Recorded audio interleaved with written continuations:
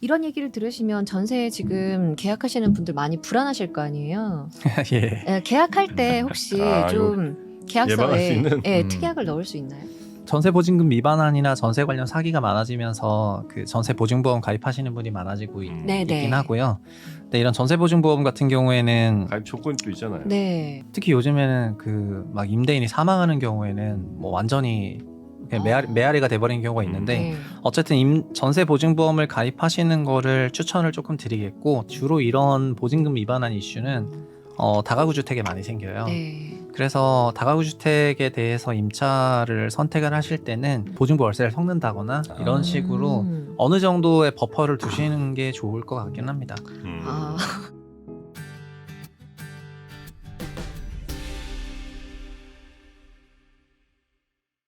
본격 부동산 작심 프로젝트 3%의 집으로 이제 두 번째 시간에 그 상담이 네. 남아 있습니다. 아. 사실 이 시간이 제일 중요하거든요. 우리 시청자분들 중에 이 부동산에 대한 고민을 저희한테 직접 남겨주셨고, 이걸 해결하지 못하면 사실 우리 존재의 의미가 없는 겁니다. 네, 맞습니다. 오늘 준비되셨죠? 아, 그럼요. 저는 그 우리 최상욱 작가님의 의견을 잘 경청할 준비가 네. 바로 돼 있습니다. 네. 자, 상담 이렇게 또 책임을 떠넘기시고 그 책임을 받으신 우리 최상욱 작가님 어서 오십시오. 네, 안녕하세요. 최상욱이라고 합니다. 네, 반갑습니다. 안녕하세요. 안녕하세요. 네. 우리 지선 씨는 혹시 최상욱 위원님 아세요? 아, 저 다른 방송에서 한번 이렇게 유튜브로 찾아본 본 적은 적 있죠? 있거든요. 네, 네. 네. 그 원래 감사합니다. 원래 이제 증권회사 근무하시다가 아예 이제 독립을 하셔갖고 지금 이제 뭐 책도 쓰시고 경제적 자유를 잃었다. 오. 뭐 이렇게 말씀을 좀 하시는 네. 것 같던데. 맞나요? 부럽습니다. 아, 네. 네. 네. 굉장히 꿈이 소박하셔서 네. 빨리 얻으신 거 아닌가 의심을 살짝 하는 사람들이 있습니다. 아, 네네. 의심은 뭐 좋은 거니까요. 네. 네. 근데 진짜 대단한 분이에요. 네.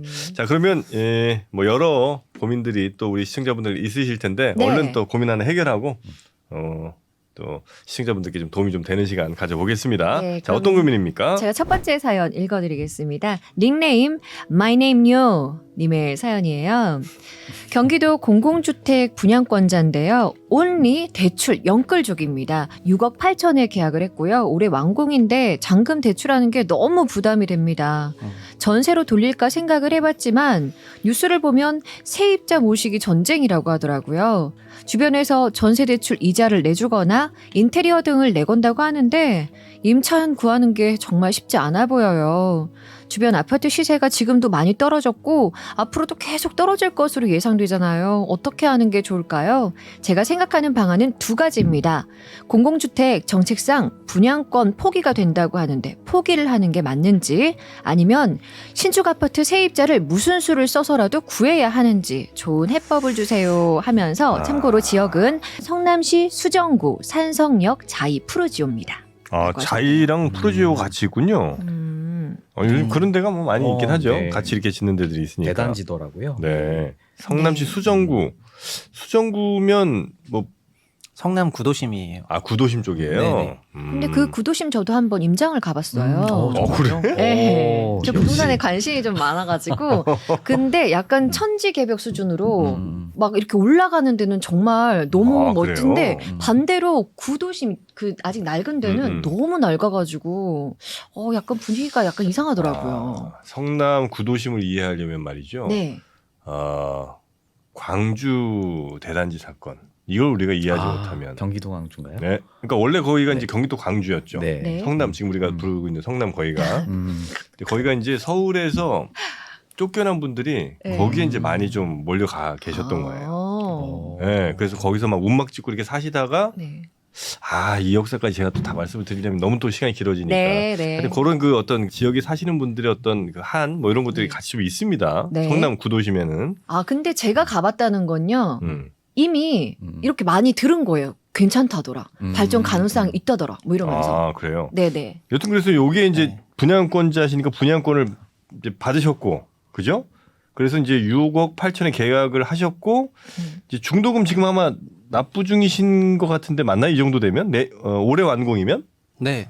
이제 올해 완공이시니까 중도금 대출까지는 내셨는데 이제 잔금이 부담이 되시는 거죠. 잔금이. 네. 네, 그리고 사실은 일단 공공분양주택이 많지 않아서 네. 그 공공분양주택이 어떤 거냐면은 단지 이름도 자이프로지오잖아요. 네. 네. 근데 공공이 지원하는 사업에서도 공공분양이 나오거든요. 그러니까 저희가 분양주택을 규정을 할 때 국민주택이랑 민영주택이라고 이렇게 나눠서 하고 국민주택은 주로 공공이 공급하는 거라고 생각해서 과거 MB 시절에 뭐 보금자리 주택 이렇게 좀 알고 계신데 네. 문재인 정부에서도 5년 동안 한 15만 호 정도 되는 공공 분양주택을 공급을 했고요. 네. 특히 2020년에부터 좀 본격화를 했어요. 음. 근데 이런 공공 분양주택의 특징이 민영주택보다 일단 엄청 싸요. 엄청 오. 싸서 2020년 분양할 때 주변에 아까 이 사모님이 갔다 오셨다 하셨는데 네. 그 지역에 지금 제가 뭐라고 성우님이라고 하셨어요. 저한테 사모님이라고 하셨어요. 성우님이라고. 성우님이라고 성우님. 하셨어요. 네. 사모님이라고 하겠어요. 사모님이라고 진짜 귀 좀 파요, 그래 나는 야 사모님 아무리 부동산 쪽에 계신다고. 저도 귀 파야 될 것 같아요. 사모님 들으셨죠? 예, 그럼 나는 아이, 야 너무하신다 했더니 야, 할게요. 성우님. 그 진원님이 이제 가셨던 그 산성역 포레스티아를 포함해가지고 그 성남 구시가지가 서울로 비유하면은 아현, 부가현, 마포, 뉴타운처럼 다 바뀌었어요. 그래서 주변 시세가 34평 기준으로 10억 원을 넘었을 때 오. 이제 6억 8천에 분양을 하게 된 거죠. 잘 받은 거 아니에요? 예, 그래서 네. 최근에 주택가격 하락이 어마함에도 불구하고 오. 이거보다 여전히 훨씬- 너무 싸서 분양가가 네. 그래서 이 주택을 이제 그러니까 계약 취소를 할 필요가 있나 하는 생각이 일단 들긴 들어요. 그러니까 네. 이 주택을 계약 취소를 한다면은 동일 입지의 전용 84제곱미터를 이 가격보다 싸게는 받지는 못할 거예요. 왜냐하면 네. 기존 주택 아파트들이 뭐 14억에서 빠졌지만 9억이잖아요. 그러면 걔보다는 훨씬 낫기 때문에 그래서 어떻게든지 간에 네. 잔금 대출을 받아서 유지를 하시거나 하는 게 좋을 것 같은데요. 음. 다만 그 상담을 드리면서 제가 가만히 좀 생각을 했을 때 좀 아쉬웠던 거는 네. 앞에 좀 영끌이라는 단어도 나오고 했는데 네. 2020년에는 어떤 분위기였냐면은 그러니까 주변에 매매 가격이 13억, 14억 가고 있는데 6억 8천 나오고 이러니까 이제 로또 청약이었고요. 로또죠. 네. 네. 그리고 공공 분양은 기본적으로 순위순차 방식으로 하거든요.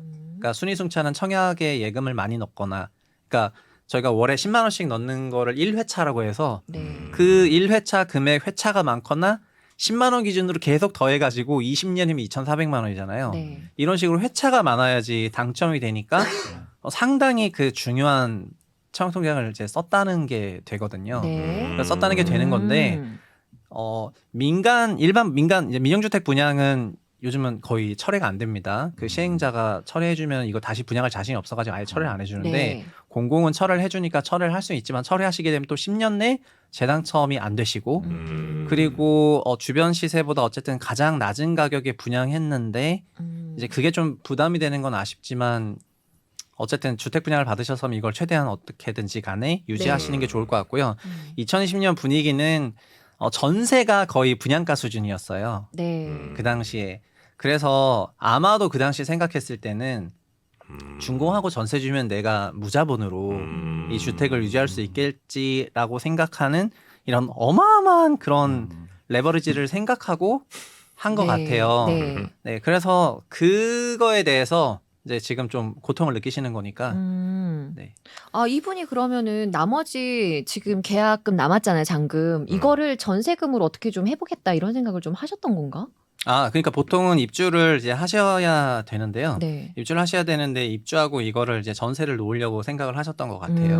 근데 그 당시에는 아마도 전세금이 엄청나게 높아서 네. 사실상 전세금 받아서 주택 잔금 다 치를 생각이셨던 것 같습니다. 근데 이제 민영주택의 계약 취소가 안 되고 공공주택의 계약 취소가 되는 건 맞지만 한국에서 어떻게 보면은 가장 싸게 공급하는 주택이 너무 아깝다는 거죠 이거. 예, 포기하기에는. 공공주택인데 네. 네, 그거를 안 한다는 거는 저는 좀 아쉽다는 생각이 드네요. 혹시 예를 들어서 다른 주택이 뭐 10억인데 공공주택이 한 7억에 분양해요. 네. 싸잖아요. 걔는 매매할 때도 예를 들어 다른 아파트들이 올라서 뭐 10억짜리가 13억 되더라도 얘는 7억에서 그냥 뭐 한 뭐 10억 요 정도밖에 안 되고 이러진 않습니까? 다 같이 13억으로 가요? 아니요, 단지 전체가 네 그럼요. 그래요? 네, 그럼요. 어차피 같은 단지로 준공이 되는 거여 가지고요. 그러니까 네. 한 단지 안에 섞여 있는 거군요. 네네네. 네. 그게 조합, 그러니까 저희가 공공지원 주택 그 정비 사업 같은 경우에도 조합원 세대하고 일반 분양 세대가 합쳐져 있거든요. 그러니까 똑같은 아파트인데 그냥 가격만 이렇게 싸게 주는 거예요, 이거는? 네. 와, 좋겠다. 그래서 진짜 공공 분양이 정말 되시면 어마어마하게 혜택이에요. 사실은 작년 재작년에 사전 청약 같은 것도 좀 많이 했는데 사전 청약도 이런 공공 분양의 연장선에 있고요. 참고로 윤석열 그 새 정부에서도 공공 분양을 문재인 정부보다 3배 더 많은 50만 호를 계획을 해가지고 네. 12월 말부터 모집을 시작을 했거든요. 네. 그래서 지금 정부는 공공 분양의 그 형식도 다양해요. 예전에는 그냥 싸게 공급을 했는데 이제는 이익의 70% 쉐어하겠다는 나눔형도 있고 그다음에 준공되고 6년 먼저 살아보시다가 살지 말지 결정해라. 이런 소위 애프터 리빙형도 있고 네. 뭐 어마어마하게 다양하게 공급하고 있죠. 공공 노려봐야 되겠네. 무주택자신 분들은 그죠? 네, 그리고 공공 분양에 이제 청약 특공도 그러니까 청년 특공도 신설됐고 등등 하기 때문에 그 주택 시장에서 사실은 청약 시장이 좀 어떻게 보면은 가장 그 기회가 있는 시장이 아닌가 그렇죠, 이렇게 그렇죠. 생각을 네. 합니다. 우리 어떻게 쌤정님도 비슷한 생각이세요? 그럼요.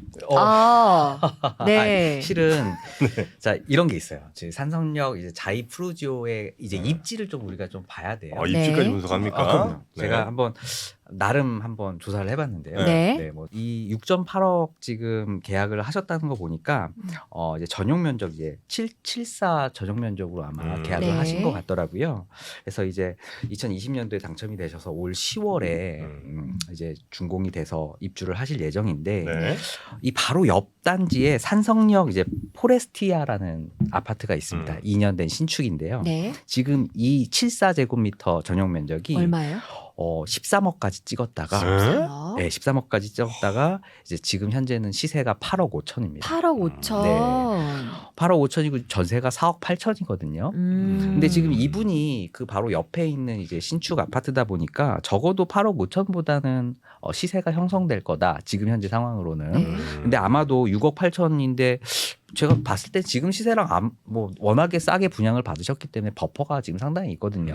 그리고 13억이 이미 8억 5천으로 한 30% 마이너스가 된 상황이기 때문에 뭐 떨어져도 6억 8천 밑으로 과연 떨어질까? 제가 일단은 그런 생각이 듭니다. 근데 네. 이걸 사면 혹시 나 앞으로 집을 더 못 사거나 이런 건 없어요? 이거 뭐 팔지도 못하거나 이런 건 아니고 혹시?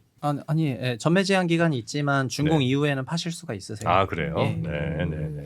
그래서 아마 이분은 지금 하락기다라고 하니까 본인이 이제 분양받은 금액보다 혹시 내려갈까? 그리고 혹은 이제 입주장이 좀 무서운 거죠. 뭐 입주장에 대규모 이제 전세 물량이 이제 나오다 보니까 네. 과연 전세를 마칠 수 있을까? 이런 부분들에 대한 고민을 아마 하시는 것 같은데 그래서 제가 봤을 때는 뭐 요 정도는 충분히 감당을 할 수 있는 수준이 아닐까. 이미 당첨 순간 이미 가격이 하락이 됐지만 한 뭐 1억 한 중반 정도 지금 이제 차익이 지금 남아 있는 네, 상황이거든요.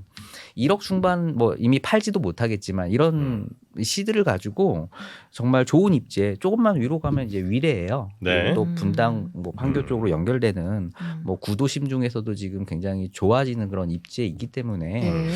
조금 뭐 지금 대출 이시라 굉장히 좀 두려운 마음도 드시겠지만 네. 어떻게든 조금 잔금이라든지 버텨보셔라 그렇게 좀 말씀을 좀 드리고 싶고요. 네. 요 사이클이 한번 넘어가면 정말 잘 받았다, 잘 이겨냈다라는 그런 느낌이 드실 겁니다. 8억 5천인데 지금 네. 이게 네, 13억까지 갔다가 8억 5천이 지금 됐으니까요. 뭐 7억까지 떨어져봐야 떨어질 수도 있는 거 아니에요? 지금 6억 8천이잖아요, 산 게. 그러니까 이제 지금 6억 8천이잖아요. 근데 문제가 이분이 만약에 이거를 계약 취소를 하면 네. 시드가 없잖아요. 앞으로 네, 어떻게 이제 부동산 시장의 자산에 참여를 하실 수 있으시겠어요? 그래서 어떻게든 네. 버텨보는 게 더 바람직하겠다. 무조건 버티셔야죠. 진짜 네. 만약에 6억 8천이 아니라 진짜 만약에 6억 5천, 6억 6억. 3천, 6억 이렇게 될 가능성은 전혀 없다고 보시는 거예요? 아니요. 저는 그러니까 분양을 하신 분이, 네. 그러니까 청약에 당첨이 되신 분이, 정말 순수 100% 투자 의지로 당첨을 했을까 이런 생각이거든요. 어차피. 네. 그래서 이제 자산 시장이 급락하고 전세난이 이제 심해지고 이러면은 가격이 일부 그렇게 언더슈팅 될 수도 있지만, 지금 이미 상당한 버퍼가 있는 상황에서 그 좀 더 내려간다고 이제 갖고 있는 걸 다 팔고 그러면 문제는 뭐냐면 그 이후에 매입할 방법이 없어요. 네, 그러니까 청약이라는 그 통장을 써가지고 그 당첨 힘들게 됐는데 준공 임박했는데 근데 보통 현금으로는 문제가 생기면 이런 고민들을 많이 하시는데 네. 그냥 이럴 때는 그래도 끝까지 청약 당첨된 거를 철회하라는 팁은 정말 못 드리겠다. 그것만큼은 네. 안 된다. 그것도 공공분양을. 제가 뭐 딴 그렇죠. 거면 모르겠는데 네. 공공분양을 했는데 철회하는 거는 그거는 좋지 못한 선택인 것 같습니다. 그럼 지금 다 같이 전세를 지금 다 구하려고 해요. 여기저기서 다. 그래서 막 지금 뭐 인테리어까지 해준다 이런 말까지 오잖아요. 이거 해주면서까지도 전세 넣어라. 원래는 본인이 거주하셔야죠. 본인이 이제 그러니까 아마도 올해는 특례 보금자리론 같은 게 있기 때문에 네. 9억 원 이하 주택에 대해서는 5억까지 4% 초반 아니면 이제 그 금리 따라서 좀 더 좋은 조건으로 대출 그 나오네. 실수요자를 대상으로 하는 네. 그런 보금자리론이 나오니까 아마도 거의 부합하신다면 이제 소득 기준도 없어졌으니까 부합하시는 거죠. 네, 그래서 그런 거를 쓰셔가지고 하시면 좋을 것 같아요. 그러니까 잔금 대출 받고 또 보금자리론 또 받는 아니요. 거예요? 그러니까 주택자금 대출을 주택 구입자금 그 대출 특례 보금자리 론을 활용해서 구매하시라는 말씀이시죠. 그럼 그거는 내가 네. 집 사는데 모든 돈을 다 그냥 대출 받아서 땡겨도 살 수 있는 그거는 안 돼요. 그건 안 되고요? 특례 보금자리론도 LTV 70%까지고. 그렇습니까? 네. 그래도 규제가 많이 풀렸으니까 그죠? 네. 그렇게 어쨌든 두 분의 의견은 하여튼 이걸 동일하네요. 포기하는 건 너무나 아깝다. 네. 이건 이제 공통된 생각이신 것 같습니다. 이분은 그럼 어떻게든 버티셔라. 네, 그렇게 결론 깔끔하게 내고 다음 사연이 아주 이게 고민이 좀 많을 것 같습니다. 네, 두 번째 번째 사연. 사연으로 넘어가겠습니다. 딱밤 아빠님 사연입니다. 이번 2월 중순에 전세 계약 만료 후 이사를 할 예정입니다. 집주인분께 2달 반 전에 갱신하지 않겠다고 문자와 전화 통화를 했고요. 집주인분은 바로 부동산에 집을 내놨다고 하셨어요. 그런데 부동산 어플을 통해서 집 내놓은 상황을 보니까 보이지가 않습니다. 안 올렸단 말이에요. 게다가 말씀드린 지 벌써 1개월이 넘어가는데 현재 집을 보러 오는 사람이 한 명도 없어서 저희가 계약 만료일에 보증금을 제대로 받을 수 있는지 걱정이 큽니다. 혹시나 해서 등기부 등본을 떼보니 전세 계약 이후 세금을 미납했다가 갚은 내역이 2번이나 있어서 우려가 상당하네요. 매일 밤 아내와 만료일 맞춰서 이사갈 집을 계약해도 되는지 고민하고 있는데요. 저희 부부는 어떻게 해야 할까요?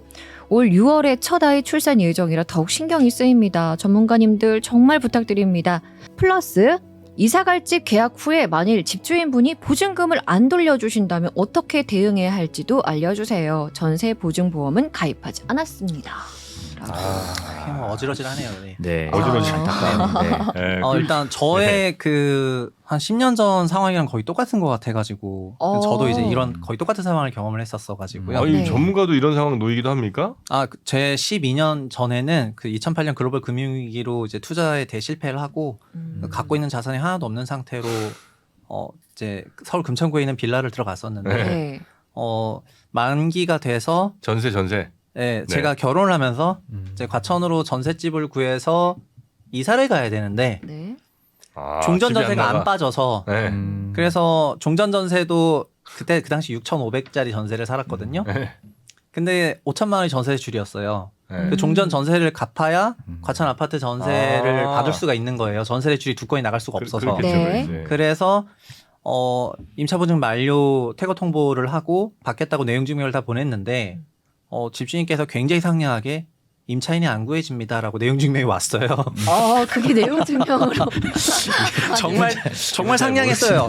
그냥 막 서로 막 안 좋은 얘기를 하는 게 아니라 뭐 기대게 평화를 빕니다. 최선을 다해서 구하고 있는데 임차인이 구해지지 않아서 정말 부득이하게 돌려주지 못한다 이런 식의 내용 증명이 네. 왔고 그래서 그때 저희가 그 기간 만료돼서 돌려받지 못하는 경우에는 임차인이 임차권 설정 등기를 할 수가 있어요. 네. 그래서 그럼 저는 이제 임차권 설정 등기를 하고 싶다 이렇게 하면서 그 5천만 원에 대한 임차권 설정 등기를 이제 직접 했죠. 그거 한다는 건 무슨 의미예요? 임차권 설정. 현재 임차권 설정 등기라는 거는 현재 이제 임차인의 그 권리가 등기부 등본에는 없는데요. 보통의 경우에는 전세 계약을 하고 전입 신고를 하면은 그 등기부 등본상의 권리는 없지만 내가 임차권 설정 등기를 하면 등기부 등본상에 나의 권리가 등재가 돼요. 네. 그러면 그 등재가 되는 날짜가 있어서 그 날짜를 기준으로 나의 그 선순위와 후순위에 대한 그런 그 채권 권리 관계가 나오게 되거든요. 그러니까 네네. 한마디로 그 집을 사시는 분은 제가 만약에 임차권 설정 등기가 되어 있다면 저의 그 권리를 승계하셔야지 돼요.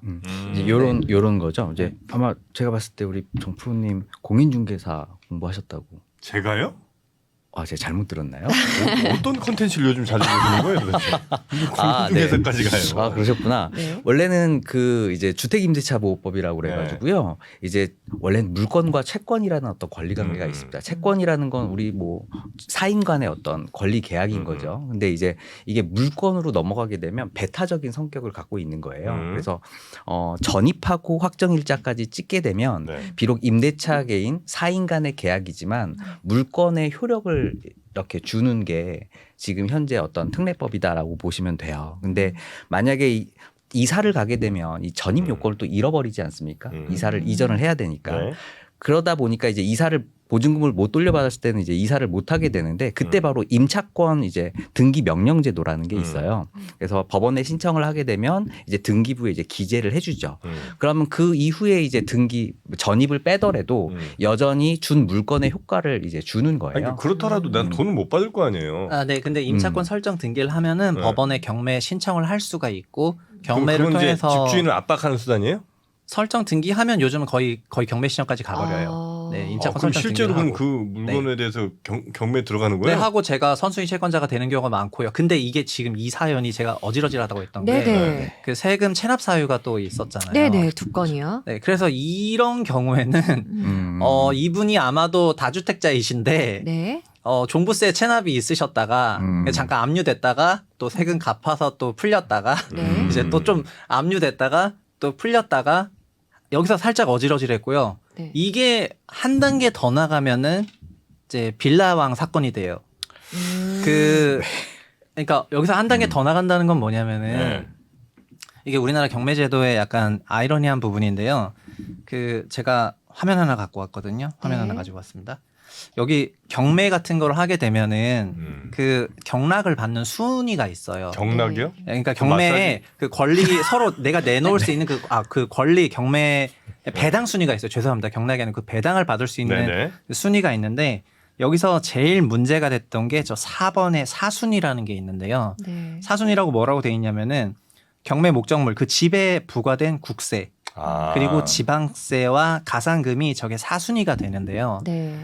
예를 들면 주택의 종부세를 제가 못 내고 있었다가 제가 임차권 설정 등기까지 해서 선수인 줄 알았거나 아니면은 전입 신고를 해가지고 우선 권한이 있을 줄 알았는데 이게 경매가 돼버렸을 때 갑자기 종부세가 제 앞에 와버려요. 아.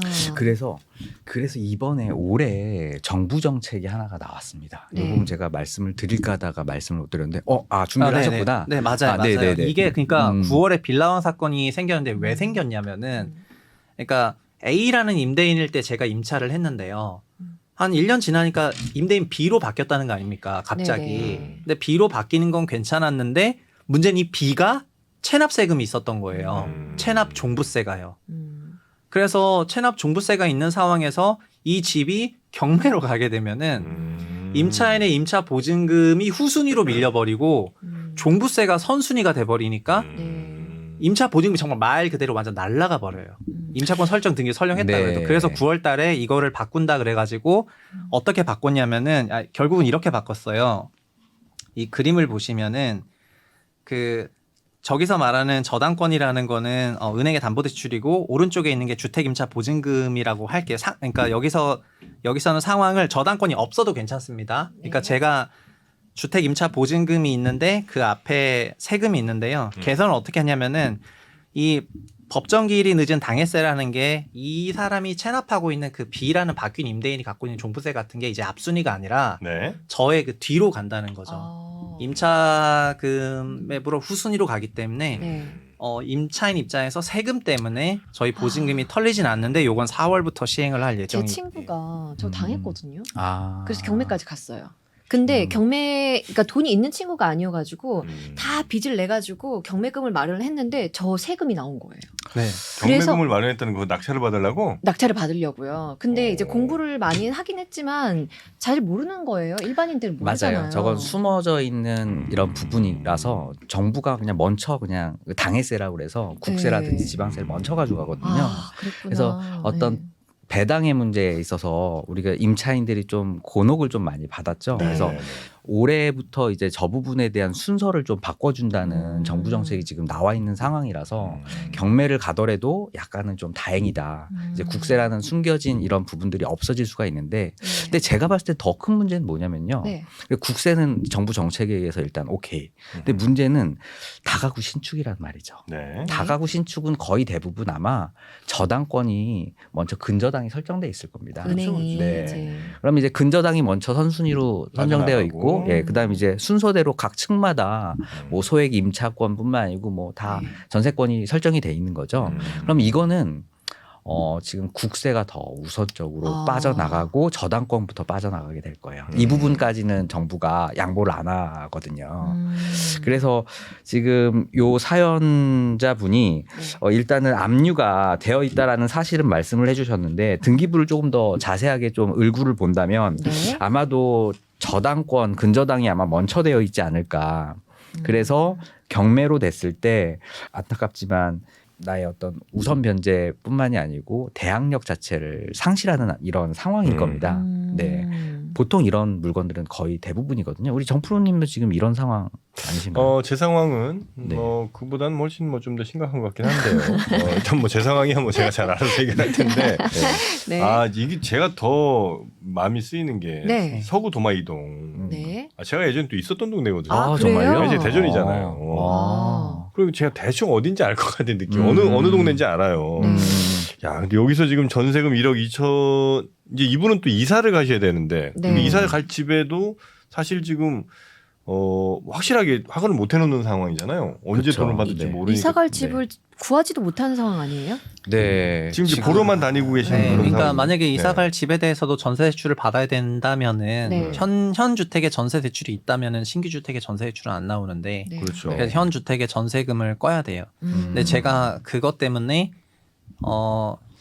이제 임차권 설정 등기를 해서 받으려고 했는데 그것도 오래 걸렸어요. 한 1년에 걸쳐서. 네. 그러니까 소송은 저는 오래 경매까지 걸려요. 가서 받은 건 아니고 그 임대인이 굉장히 성실하게 갚겠다고 막 구구절절하게 써가지고 그래서 그럼 내가 알아서 그 5천만 원을 해결을 하고 이제 기다리겠다 해서 1년에 걸쳐서 3번에 남아있어서 분납을 받았는데 이 경우는 그래서 일단 임대인을 통해서 받으려고 하는 게 좀 중요할 것 같기는 한데 네. 말씀하신 것처럼 임차권 설정 등기를 해보면은 최우선 변제가 되는 그 임차료 그 부분이 빠지게 되는 거죠. 그렇죠. 네, 그러니까 그런 것까지 생각해서 지금 상황을 풀어야 되니까 뭐 굉장히 복잡하고 어질어질한 것 같아요. 그러니까 권리가 등재가 되면은 최우선 변제되는 그 작은 금액이지만 그 금액도 이제 그게 정말 최우선 변제니까 앞순인데 제 권리는 이제 앞에 있는 말씀하신 근저당 다음에 들어가게 네. 될 가능성이 높아가지고 이제 후순위로 많이 밀리니까 그런 부분이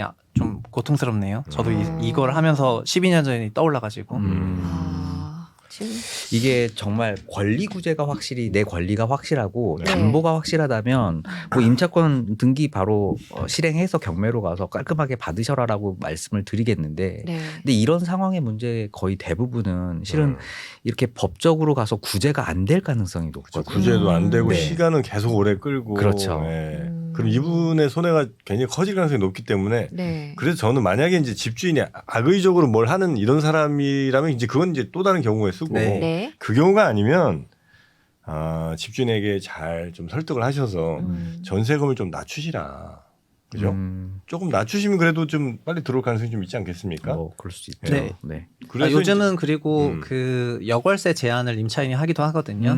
그러니까 임차보증금 전체를 돌려받지 못하지만 그런 부분에 대해서 임차금을 낮추는 부분에 대해서 전세를 낮추면 들어올 수가 있잖아요. 네네네. 낮아지는 부분에 대해서 여월세로 어느 정도 그 이자에 상응하는 금액을 받는 식으로 어쨌든 풀려고 노력을 해야지 될 것 같아요. 네. 근데 지금 문제가 하나 또 있네요. 또 뭐예요? 지금 일시한대요. 내 문자, 연락을 다 일시하고 있어요, 이분이. 아하. 집주인이. 네, 집주인이. 그럼 이거 문제인데. 그럼 이제 네. 이분이 정말로 당장 해야 할 행동은 뭔가요? 내 연락을 안 받아. 일단 뭐 저 그런 거 아니에요? 내용 증명 보내고 뭐 이런 거 해야 되는 거 아니에요? 일단 권리구제를 내용 증명을 일단 기본으로 해야 되겠죠. 내용 증명을 네, 보내고 그리고 이미 문자로 뭐 한 3달 전부터 지금 얘기를 한 상황이기 때문에 집중이 내용 증명 아마- 어디서 보내요? 이거 법무사 사무소 가야 돼요? 아유, 직접 하면 되죠. 직접 예, 그냥 편지 인터넷으로 보내시면 네네. 아, 편지만 보내면 돼요? 네네네. 대신에 이거를 네. 3장을 이렇게 만드셔가지고요. 똑같은 거 3장 네, 만들어서. 네, 우체국에 가셔서 직인을 다 이제 아, 이건 이제 찍습니다. 내용 증명이다. 네, 이렇게? 그러면 이제 우체국에서 하나를 갖고 하나가 보내주고 하나는 본인이 갖는 거거든요. 이제 그렇게 해서 증명이 되는 보내고. 어떤 서류가 되고요. 내용은 뭐라고 써요? 그 내용 증명에. 나는 나간다. 네, 몇 월 며칠 기준으로 임차 기간이 종료된 돈 달라. 날짜를 기인으로 이제 퇴거를 할 예정이오니 네. 임차 보증금 전액을 이제 돌려주시기 바란다 이런 내용을 적어서 이제 자, 내용 좀 보내고 그다음에 그다음에 어떻게 하죠? 그다음에 방법이 네. 없어요. 그 다음에 임대차 등기 설정을 일단 하고 이건 이제 아, 집주인이 이거는 일시하는 이제- 상황이라 이제 네. 이사를 만약에 정 가셔야 되는 상황이면 네. 이제 전입을 빼시면서 임차권 등기 명령은 해놓으셔야죠. 임차권 근데- 등기 명령 네, 아까 근데 말씀하셨던 이게 만약에 지금 뭐 전세 대출도 받으셨으니까 이자가 계속 나가는 상황이잖아요. 네. 네. 근데 다른 집을 또 구하면 거기에서도 또 이자가 나가는 상황이죠. 네. 이자가 지금 2개가 나가는 상황인데 물론 그 전에 이자는 지연 이자뿐만이 아니고 손해배상까지 청구를 할 수 있어요. 법은 그렇습니다. 청구는 할 수 있는데 네. 뭐 쉽지가 과연 않죠. 받을 수 있을 건지를 이제 우리가 고민을 해봐야 되는 거죠. 임차권 등기 설정엔 집주인 허락 뭐 이런 거 필요 없죠. 아 필요 없습니다. 법원에 그냥 바로 신청하면 돼요. 내가 여기 살고 있다. 네, 계약 만료가 됐다.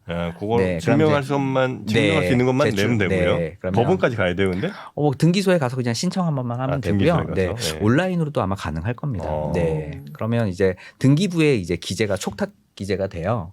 그러다 보면 일단 권리는 갖고 있는 건데 문제는 권리는 다 알아요. 그리고 이게 민사소송까지 가면 다 뭐 판사들이 다 승소를 해줘요. 네. 판결을. 근데 문제는 그런 판결 정본을 가지고 돈을 진짜 실질적으로 받을 수 있을 건지는 또 다른 문제거든요. 판결까지는 받았는데 네. 그걸 이제 내 돈으로 만들어야 되는데. 그렇죠. 그럼 이제 쉽지가 않은 상황들이. 쉽지도 않고 시간이 길고 나머지 뭐 들은 돈이 있다고 한다면 다 청구할 수는 있지만 그 과정이 굉장히 험난한 과정이 될 수 안 있을 해보셨던 겁니다. 분들은 특히나 더. 그렇죠. 예. 그래서 가급적이면 뭐 역전세라든지 역월세라든지 혹은 뭐 어떤 협의를 통해서 좀 뭐 사정이 집주인과? 지금 사정이 지금 있으신 분이니까 빨리 조금이라도 권리구제를 좀 받을 수 있게 그리고 그게 좀 해결이 될 때까지 저는 네. 요거를 좀 뭐 다른데 이사하시는 거는 급한 게 아니면 좀 미루시는 네. 게 좋겠다. 그게 어떠실까 뭐 조심스럽게 이제 좀 제안을 좀 드리고 싶고요. 저도 거주하시는 게 낫다고 생각하고 저는 임차권 설정 등기할 때 임대인 동의를 구해서 이제 했고 그리고 저도 직접 했는데 이런 빌라다 보니까 도면을 요구해가지고 제가 그 도면을 직접 막 A4지 그려서 이제 막 계단 위치랑 방 위치랑 아, 그래요? 여기 전체 면적 몇 채 내가 어딜 점유하고 있다고 막 그려가지고 그 올렸거든요. 공동주택 같은 경우에는 그냥 네이버 같은 데도 도면도 있고 해가지고 뽑으면 되는데 이제 빌라 같은 건 그냥 A4지에 쓱쓱 그려서 직접 하시면은 되기는 돼요. 근데 그 과정이 진짜 오래 걸리고 지리하죠. 네. 그렇군요. 그러니까 집을 들어갈 때 좀 잘 알아보고. 아유, 근데 들어갈 때는 네. 아유, 세상에 집주인들 다 친절하고 괜찮아. 근데 이제 그래요? 나올 때쯤 되면 그때 이제 서로 좀 달라지는 경우들이 많은 것 같더라고요. 네, 요즘에 역전세가 좀 화두가 되면서 네. 이제 이거랑도 약간 비슷하긴 한데 요거는 좀 심한 케이스고 요즘에 계약갱신권이라는 게 또 있지 않습니까? 네. 근데 원래 주택 임대차라는 거는 임대차 기간이 임대차 기간을 서로 준수해야 되고 임차인의 경우에도 미리 퇴거하게 되면 그 차임을 지불을 해야 돼요. 근데 실무적으로는 신규 임차인을 구하면서 좀 전세금을 올려받거나 월세를 올려받으니까 합의에 의해서 임대인이 이제 임차인 나가는 거를 수용을 해주거든요. 근데 요즘에 그래서 임대차 계약의 종료는 이렇게 계약 기간이 만료된다는 거에 대한 그 서로 간의 통보를 하면서 종료가 되는 건데 편의상 묵시적으로 갱신되는 경우에 네. 이때는 그냥 내가 나갈게요라고 하면은 3개월 후에 바로 나갈 수가 있어요. 그래서 이 묵시의 갱신이라는 부분으로 갱신 계약 그러니까 연장 계약을 한 임대인 입장에서 요즘 임차인들이 전세금이 많이 내려가니까 저 나가겠습니다. 바로 나가버리고 있습니다. 그래서 그럼 내가 갑자기 어떻게 이렇게 전세금을 돌려줍니까? 이러면서 요즘 전세금 미반환 사례가 엄청 늘어나고 있는데 네. 네, 그래도 뭐 이분은 네. 일단은 뭐 계약 해지를 통보를 한 상황이기 때문에 이제 네. 이런 부분에 대한 문제는 좀 없고요. 권리 구제를 조금 받으시는 거를 좀 한번 더 고민을 좀 해보시면. 권리 구제를 받는다는 거는 아까 말씀하신 그런 네, 일단은 송사 혹시 해보셨나요? 저요? 네. 당에는 봤어요. 아 정말요? 당연히 봤네. 이게 자세히 묻진 않을게요. 위험하거든요. 묻기 위험하거든요. 하는 네. 게 문제가 아니고 당한 거면 아니 뭐 누가 이렇게 명예훼손을 걸어갖고 네. 승소했습니다. 네네. 승소하셨어요? 네. 네. 이제 형사 사건이셨던 것 같은데 이제 우리 이제 민사 사건으로 가게 되면 민형사 2개 다 걸렸어. 눈물 다 이겼어 난다. 그래도. 아유 역시 네. 돈 많이 마이스트로. 깨졌어요. 맞아요. 이게 네. 송사가 쉬운 게 아니에요. 쉬운 게 아니고 네. 뭐 죄송한 말씀이지만 좀 남 좋은 일 시킬 수가 있습니다. 남이라고 하면 그 변호사들. 네. 네. 물론 변호사분들 잘 되셔야 되는데 네. 왜냐하면 이게 또 판사들이 한쪽 손 민사 소송은 이제 한쪽 손을 완벽하게 들어줄 수는 없어요. 근데 뭐 물론 이분은 무조건 들어주실 거예요. 다 손해배상도 다 청구도 다 가능하실 텐데 문제는 그 과정이 너무 힘들다. 네, 힘들어요. 네. 그래서 저는 약간 2개의 축으로 같이 가셨으면 좋겠어요. 2개의 축. 네, 그래서 신선한 만약에 접근입니다. 네, 뭐 임차권 등기 뭐 이사를 하셔야 된다면 뭐 그런 식으로 해가지고 권리 구제도 권리 구제대로 가는 거죠.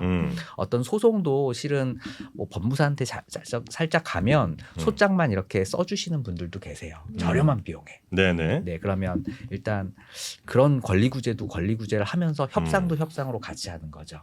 협상만 하면 너무 물로 볼 수 있어요. 근데 일단 액션은 좀 필요합니다. 그래서 그 투트랙이라는 게 협상과 협상을 위해서 네. 소송을 병행을 할 수 있다라는 그 액션을 보여주셔야죠. 그래야 협상이 돼요. 그러니까 진짜 목적은 어쩌면 협상일 수 그렇죠. 있으나 네, 무조건 협상입니다. 그러나 이거는 그 협상을 위한 카드로서 그렇죠. 법적인 뭔가를 좀 보여줄 필요가 맞습니다. 있다. 네, 그 정도는 보여줘야 협상이 돼요. 그래서 네, 왜 이렇게 동의하십니까? 네, 세미정님 어마어마한 것 같습니다. 네네. 네. 아니, 다들 아시고 계시는 아니 거 맞는데 아시는데, 그러니까 이제 당근과 채찍을 같이 갖고 가는 게 맞는데 그 말씀을 너무 잘해 주셔가지고 진짜 맞는 말인 것 같습니다. 네. 그냥 뭐 좋은 게 좋은 거다 그냥 네. 잘 집진해 해볼래. 이게 이제 물론 그분도 선의를 갖고 잘하면 괜찮을 수 있으나 실제로 현실에서는 그런 게 잘 안 통할 수도 있으니 네. 나의 어쨌든 할 수 있는 한 최대한 여러 가지 무기들은 갖고 가되 가능한 협상 쪽으로 가는 게 아마 일처리나 모든 면에 있어서는 좀 더 부드러울 것이다. 네. 네. 마지막으로 질문 하나만 더 하자면 이런 얘기를 들으시면 전세 지금 계약하시는 분들 많이 불안하실 거 아니에요. 예. 네, 계약할 때 혹시 좀 예방할 수 계약서에 있는? 특약을 넣을 수 있나요? 그러니까 그 전세 보증금 미반환이나 전세 관련 사기가 많아지면서 그 전세 보증보험 가입하시는 분이 많아지고 있긴 하고요.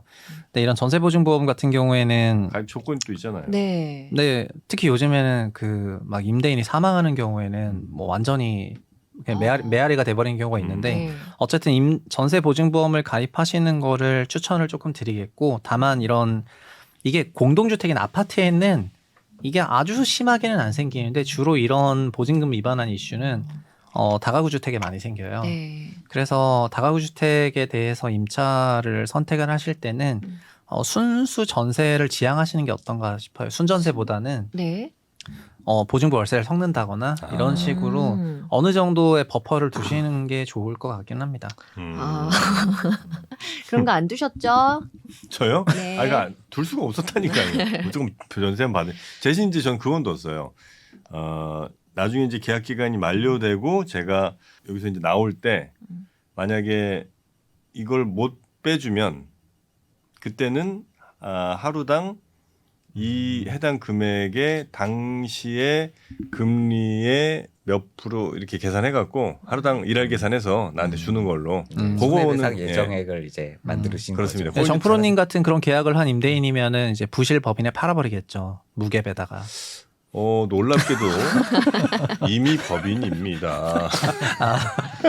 그러니까는 그 임차인 입장에서는 네. 임대인이 예를 들면은 전세 2억 5천에 네. 매매도 2억 5천이면 무자본으로 매입을 할 수가 있잖아요. 그렇죠. 취득세만으로. 그래서 거의 무갭으로 그 부실법인에 넘겨버리고 본인이 보유한 부실법인의 그 미체납 종부세 같은 거를 임차인의 보증금으로 선순위로 녹여버리는 그 과정이 22년 하반기에 엄청나게 있었고 있었었어요. 네, 그거를 지금 보호하려고 이제 이런 선순위 임차 보증금을 먼저 앞에 두려고 하는 게 있었던 거죠.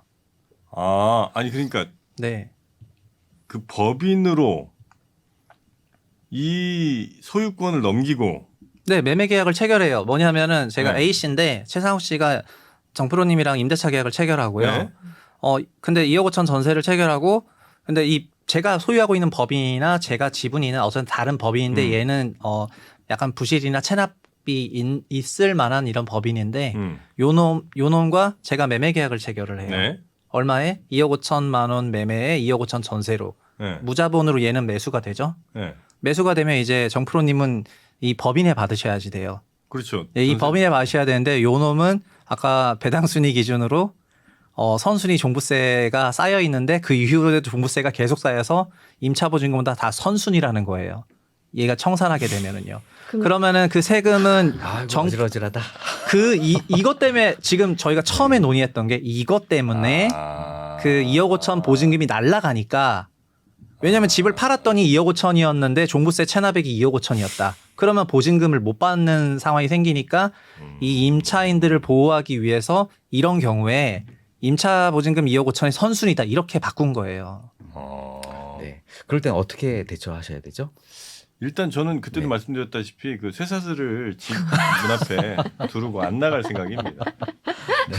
아니 우리 상담소 맨 마지막은 항상 정프로님 상담으로 네, 끝납니다. 네. 계단에는 식용유를 잔뜩 뿌려서 누구도 미끄러져서 못 올라가.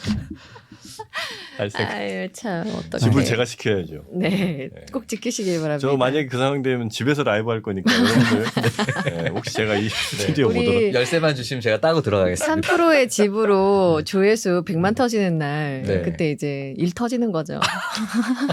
말이 시간됩니다. 말 조심하세요, 아, 이진원 씨. 죄송합니다. 네. 네. 자, 오늘 여튼 이제 이 두 번째 상담 주신 분은 굉장히 고민이 클 수밖에 없고 이건 네. 이분뿐만이 아니라 정말 전세 살고 있는 상당수 분들이 아마 갖고 있는 저 어려움이실 텐데 네. 여튼 최대한 뭐 법적으로 어쩔 수 없이 가게 되면 가야 되겠지만 그 전에 해결하시는 건 가장 좋고 대신 법적인 액션 정도는 같이 겸하면서 이 집주인 혹은 뭐 나의 협상 대상자와 잘 한번 이야기를 나누시는 게 어떨까? 그게 좀 우선이 되지 않을까? 요 정도 이제 말씀을 주시는 것 같습니다. 네. 네. 자, 이렇게 오늘도 고민 사연도 좀 해결을 해 드린 것 같고요. 앞으로도 이런 고민들이 있으실 때 어디에 좀 남겨주시면 좋겠습니까? 네. KB 부동산에 들어오셔가지고요. 네. 커뮤니티를 누르셔서 이제 네. 고민 사연을 올려주시면 저희가 이제 채택해가지고 전문가 분과 함께 네. 해결해드리도록 하겠습니다. 이거 사연 채택된 분께는 뭐 안 드리나요? 보통 집 한 채 드리던데. 드리면 되죠. 집 한 채. KB 집 많잖아요. 네. 제가 회장님께 한번 건의해 보겠습니다. 아, 네. KB 부동산 앱에는 없는 게 없군요. 부동산 관련해서. 그럼요. 네. 모든 다 게 있습니다. 다 네. 있습니다. 네. 다 있습니다. 하여튼 그 소개된 이 사연자분들께는 KB가 할 수 있는 최대한의 선물을 아마 보내드릴 네. 거라고 생각을 합니다. 네. 자, 그럼 저희는 다음 시간에 또 여러분 집으로 찾아뵙겠고요. 앞으로도 사연 좀 많이 보내주시고 네. 또 우리 세미정님은 다음 시간에도 부동산 관련 뉴스들 최신 정보 기상도 잘 좀 준비해 주시고요. 네. 저 부동산의 등대가 되고 싶습니다. 등대. 그 안개 속을 헤매는 수많은 배들에게 네. 앞을 빛이 되고 싶다. KB가 또 빛이거든요. 그렇죠. 네. 별이죠, 별. KB 스타. 네. 사실 옛 뱃사람들은 다 별을 보고 항해를 했습니다. 맞습니다. 네. 네, 그 아름다운 별자리 하나 저희가 네. 마련해 놓도록 하겠습니다. KB 부동산이 함께 하겠습니다. 금융권이 이직률이 굉장히 높아요. 이렇게 충성서약을 이렇게. 저 회장님이 잘해주셔야 될 텐데. 네. 자, 우리 최성우 네. 작가님도 오늘 고생 많으셨고요. 오늘 감사합니다. 간만에 좀 직장인의 그 필을 그 스웩을 좀 느꼈습니다. 아. 이 직장 생활 이렇게 열심히 하시는 맞아요.